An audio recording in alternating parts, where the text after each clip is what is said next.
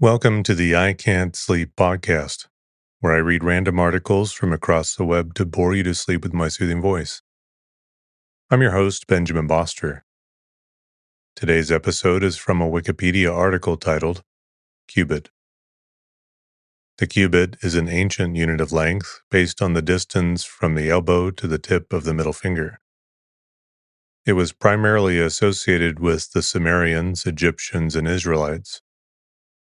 The term cubit is found in the Bible regarding Noah's Ark, the Ark of the Covenant, the Tabernacle, and Solomon's Temple.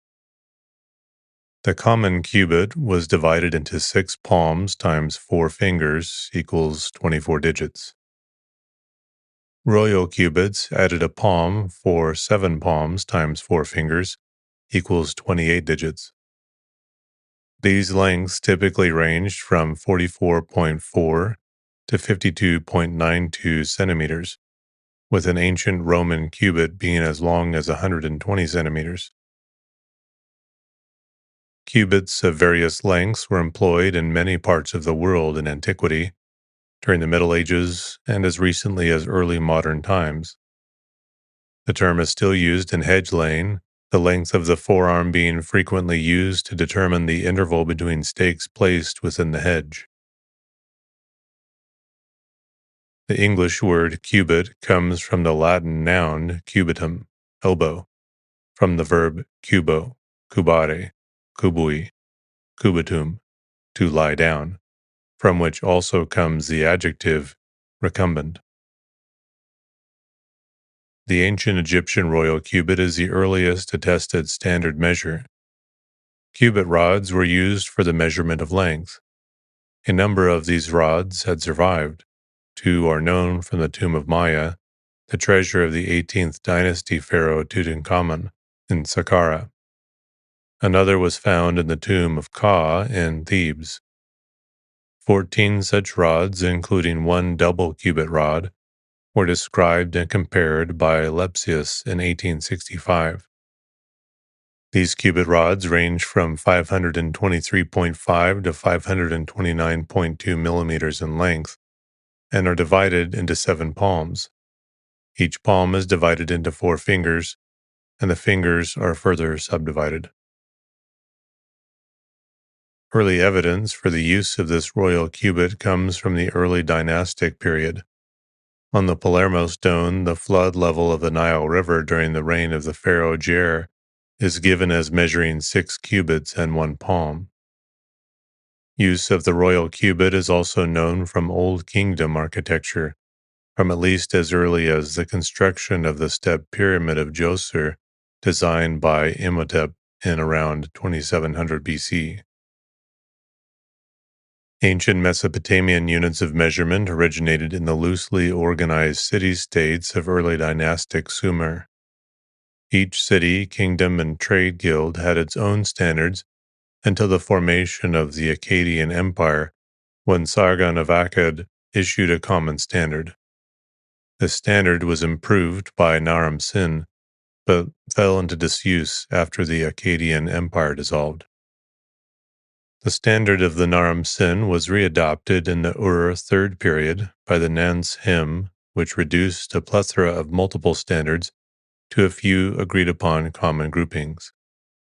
Successors to Sumerian civilization, including the Babylonians, Assyrians, and Persians, continued to use these groupings. The classical Mesopotamian system formed the basis for Elamite, Hebrew, Urartian, Hurrian, Hittite, Ugaritic, Phoenician, Babylonian, Assyrian, Persian, Arabic, and Islamic metrologies. The classical Mesopotamian system also has a proportional relationship by virtue of standardized commerce to Bronze Age Harappan and Egyptian metrologies. In 1916, during the last years of the Ottoman Empire and in the middle of World War I, the German Assyriologist Eckhard Unger found a copper alloy bar while excavating at Nippur. The bar dates from circa 2650 BCE, and Unger claimed it was used as a measurement standard. This irregularly formed and irregularly marked graduated rule supposedly defined the Sumerian cubit as about 518.6 millimeters. There is some evidence that cubits were used to measure angular separation. The Babylonian astronomical diary for 568 to 567 BCE refers to Jupiter being 1 cubit behind the elbow of Sagittarius. 1 cubit measures about 2 degrees. The standard of the cubit, Hebrew ima, in different countries and in different ages is varied. This realization led the rabbis of the 2nd century CE to clarify the length of their cubit, saying that the measure of the cubit of which they have spoken applies to the cubit of middle size. In this case, the requirement is to make use of a standard 6 handbreadths to each cubit, and which handbreadth was not to be confused with an outstretched palm, but rather one that was clenched and which handbreadth has the standard width of 4 finger breadths, each finger breadth being equivalent to the width of a thumb, about 2.25 centimeters. This puts the handbreadth at roughly 9 centimeters and 6 handbreadths at 54 centimeters. Epiphanius of Salamis, in his treatise on weights and measures, describes how it was customary in his day to take the measurement of the biblical cubit. The cubit is a measure, but it is taken from the measure of the forearm. For the part from the elbow to the wrist and the palm of the hand is called the cubit, the middle finger of the cubit measure being also extended at the same time, and there being added below it the span, that is, of the hand, taken altogether. Rabbi Avraham Hayimni put the linear measurement of a cubit at 48 centimeters. Avraham Yeshaya Karelitz, the Chazanish, dissenting, put the length of a cubit at 57.6 centimeters. Rabbi and philosopher Maimonides, following the Talmud, makes a distinction between the cubit of 6 handbreadths used in ordinary measurements and the cubit of 5 handbreadths used in measuring the golden altar, the base of the altar of burnt offerings, its circuit, and the horns of the altar. In ancient Greek units of measurement, the standard forearm cubit, Greek pekis, measured approximately 460 millimeters. The short forearm cubit from the knuckle of the middle finger, i.e. fist clenched, to the elbow, measured approximately 340 millimeters. In ancient Rome, according to Vitruvius, a cubit was equal to 1.5 Roman feet, or 6 palm widths, approximately 444 millimeters, or 17.5 inches. A 120 centimeter cubit, approximately 4 feet long, called the Roman ulna, was common in the Roman Empire, which cubit was measured from the fingers of the outstretched arm opposite the man's hip. In the Islamic world, the cubit dira had a similar origin, being originally defined as the arm from the elbow to the tip of the middle finger. Several different cubit lengths were current in the medieval Islamic world for the unit of length, ranging from 48.25 to 145.6 centimeters, and in turn the dira was commonly subdivided into 6 hands breadths, and each hand's breadth into 4 finger breadths. The most commonly used definitions were the legal cubit, also known as the hand cubit, a cubit of Yusuf, named after the 8th century Abu Yusuf, postal cubit, freed cubit, and thread cubit. It measured 49.8 centimeters, although in the Abbasid Caliphate it measured 48.25 centimeters, possibly as a result of reforms of Caliph al-Ma'mun. The black cubit, adopted in the Abbasid period and fixed by the measure used in the Nilometer on Rada Island at 54.04 centimeters. It is also known as the common cubit, sackcloth cubit, and was the most commonly used in the Maghreb and Islamic Spain under the name al-Dira, al-Rashashaya. The king's cubit, inherited from the Sassanid Persians, it measured for a total of 66.5 centimeters on average. It was this measure used by Ziyad ibn Abihi for his survey of Iraq, and is hence also known as Ziyadi cubit, or survey cubit. From Caliph al-Mansur, it was also known as the Hashemite cubit. Other identical measures were the work cubit, and likely also a cubit which measures 65.6 centimeters. Other measurements based on the length of the forearm include some lengths of L, the Russian lokad, the Chinese chi, the Japanese shaku, and the Indian hasta, the Thai sok, the Malay hasta, the Tamil muskam, the Telugu mura, the Khmer hat, and the Tibetan kru. A cubit arm in heraldry may be dexter or sinister. It may be vested with a sleeve and may be shown in various positions, most commonly erect but also festwise, horizontal, bendwise, diagonal, and is often shown grasping objects. It is most often used erect as a crest, for example by the families of points of iron acton, roll of Stephenstone, and Tourton. The earliest recorded systems of weights and measures originate in the 3rd or 4th millennium BC. Even the very earliest civilizations needed measurement for purposes of agriculture, construction, and trade. Early standard units might only have applied to a single community or small region, with every area developing its own standards for lengths, areas, volumes, and masses. Often such systems were closely tied to one field of use, so that volume measures used, for example, for dry grains were unrelated to those for liquids, with neither bearing any particular relationship to units of length used for measuring cloth or land. The development of manufacturing technologies and the growing importance of trade between communities and ultimately across the earth, standardized weights and measures became critical.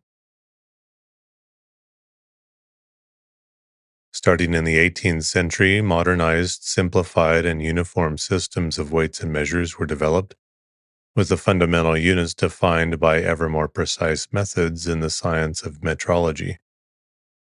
The discovery and application of electricity was one factor motivating the development of standardized internationally applicable units. The comparison of the dimensions of buildings with the descriptions of contemporary writers is another source of information. An interesting example of this is the comparison of the dimensions of the Greek Parthenon with the description given by Plutarch, from which a fairly accurate idea of the size of the attic foot is obtained.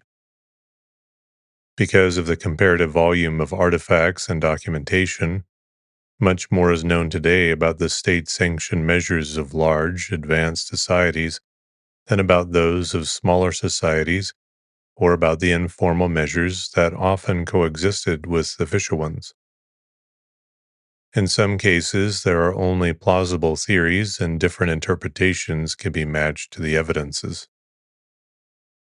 It is possible to group official measurement systems for large societies into historical systems that are relatively stable over time, including the Babylonian system, the Egyptian system, the Philitarian system of the Ptolemaic Age, the Olympic system of Greece, the Roman system, the British system, and the metric system. The earliest known uniform systems of weights and measures seem all to have been created at some time in the 4th and 3rd millennia BC among the ancient peoples of Egypt, Mesopotamia, and the Indus Valley, and perhaps also Elam in Iran as well. Early Babylonian and Egyptian records and the Hebrew Bible indicate that length was first measured with the forearm, hand, or finger, and that time was measured by the periods of the sun, moon, and other heavenly bodies. When it was necessary to compare the capacities of containers, such as gourds or clay or metal vessels, they were filled with plant seeds, which were then counted to measure the volumes.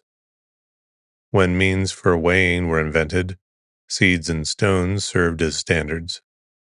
For instance, the carat, still used as a unit for gems, was derived from the carob seed. The Egyptian cubit, the Indus Valley units of length referred to above, and the Mesopotamian cubit were used in the 3rd millennium BC and are the earliest known units used by ancient peoples to measure length. The units of length used in ancient India included the dhanus or dhanush bow, the krosa, cry or cow call, and the yajna, stage. A common cubit was the length of the forearm from the elbow to the tip of the middle finger. It was divided into the span of the hand or the length between the tip of little finger to the tip of the thumb, 1/2 cubit, the palm or width of the hand, 1/6, and the digit or width of the middle finger, 1/24. The royal cubit, which was a standard cubit enhanced by an extra palm, thus 7 palms or 28 digits long, was used in constructing buildings and monuments and in surveying in ancient Egypt. The inch, foot, and yard evolved from these units through a complicated transformation not yet fully understood. Some believe they evolved from cubic measures. Others believe they were simple proportions or multiples of the cubit. In whichever case, the Greeks and Romans inherited the foot from the Egyptians. The Roman foot, approximately 296 millimeters, was divided into both 12 unciae, inches, approximately 24.7 millimeters, and 16 digits, approximately 18.5 millimeters. The Romans also introduced the mille passus, 1,000 paces, or double steps, the pace being equal to 5 Roman feet, approximately 1,480 millimeters. The Roman mile of 5,000 feet was introduced into England during the occupation.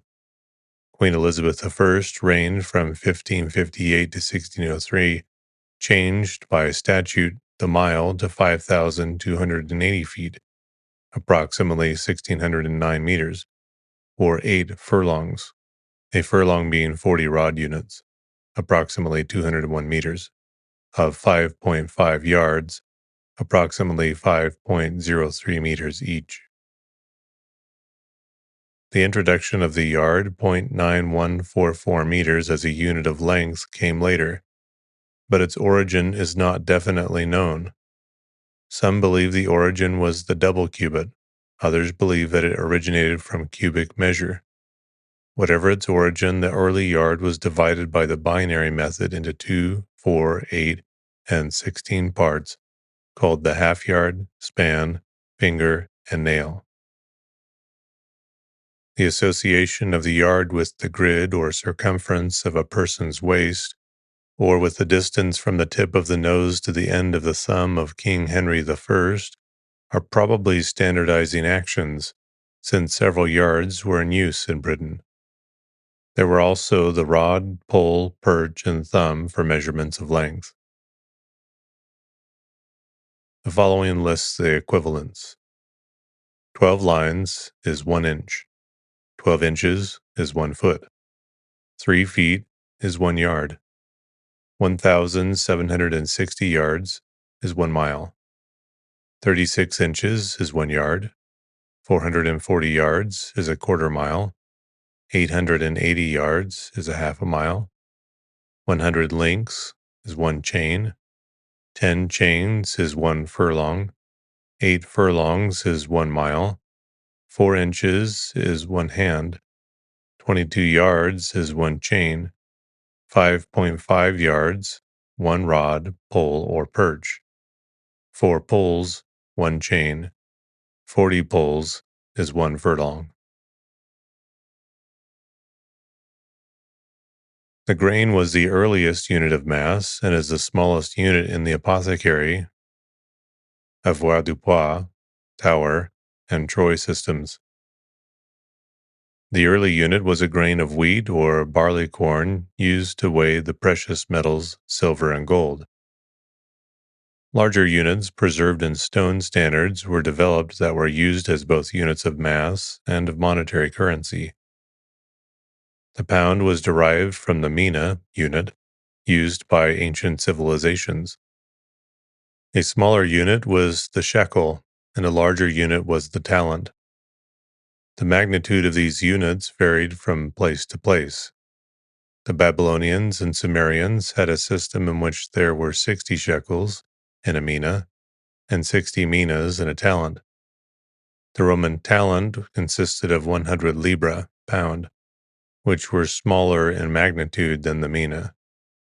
The Troy pound, approximately 373.2 grams, used in England and the United States for monetary purposes, like the Roman pound, was divided into 12 ounces, but the Roman uncia, ounce, was smaller. The carat is a unit for measuring gemstones that had its origin in the carob seed, which later standardized at 1 over 144 ounce and then 0.2 grams. Goods of commerce were originally traded by number or volume.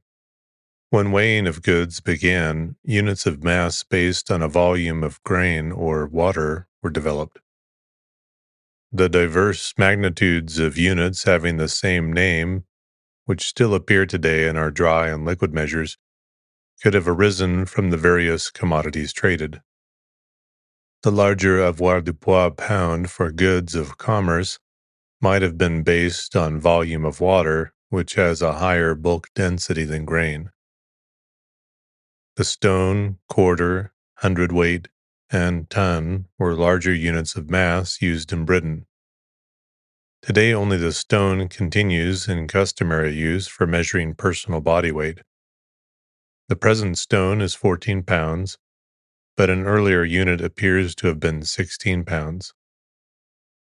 The other units were multiples of 2, 8, and 160 times the stone, or 28, 112, and 2,240 pounds, respectively. The hundredweight was approximately equal to 2 talents. The long ton is equal to 2,240 pounds, the short ton is equal to 2,000 pounds, and the ton, or metric ton, T, is equal to 1,000 kilograms, or 1 megagram. The division of the circle into 360 degrees and the day into hours, minutes, and seconds can be traced to the Babylonians, who had a sexagesimal system of numbers. The 360 degrees may have been related to a year of 360 days. Many other systems of measurement divided the day differently, counting hours, decimal time, etc. Other calendars divided the year differently. Decimal numbers are an essential part of the metric system, with only one base unit and multiples created on the decimal base. The figures remain the same. This simplifies calculations. Although the Indians used decimal numbers for mathematical computations, it was Simon Stevin who in 1585 first advocated the use of decimal numbers for everyday purposes in his booklet, De Tiende, Old Dutch for the 10th. He also declared that it would only be a matter of time before decimal numbers were used for currencies and measurements. His notation for decimal fractions was clumsy, but this was overcome with the introduction of the decimal point, generally attributed to Bartholomeus Pitiscus, who used this notation in his trigonometrical tables. In 1670, Gabriel Mouton published a proposal that was in essence similar to John Wilkinson's proposal for a universal measure, except that his base unit of length would have been 1 over 1,000 of a minute of arc of geographical latitude. He proposed calling this unit the virga. Rather than using different names for each unit of length, He proposed a series of names that had prefixes, rather like the prefixes found in SI. In 1790, Thomas Jefferson submitted a report to the United States Congress in which he proposed the adoption of a decimal system of coinage and of weights and measures. He proposed calling his base unit of length a foot, which he suggested should be either 3/10 or 1/3 of the length of a pendulum that had a period of 1 second. That is, 3/10 or 1/3 of the standard proposed by John Wilkins over a century previously. This would have equated to 11.755 English inches or 13.06 English inches. Like Wilkins, the names that he proposed for multiples and subunits of his base units of measure were the names of units of measure that were in use at the time. The great interest in geodesy during this era and the measurement system ideas that developed influenced how the continental U.S. was surveyed and parceled. The story of how Jefferson's full vision for the new measurement system came close to displacing the Gunter chain and their traditional acre, but ended up not doing so, is explored in Andrew Linklater's Measuring America. The metric system was first described in 1668 and officially adopted by France in 1799. Over the 19th and 20th centuries, it became the dominant system worldwide, although several countries, including the United States, China, and the United Kingdom, continue to use their customary units. Among the numerous customary systems, many have been adapted to become an integer multiple of a related metric unit. The Scandinavian mile is now defined as 10 kilometers. The Chinese jin is now defined as 0.5 kilograms, and the Dutch ons is now defined as 100 grams.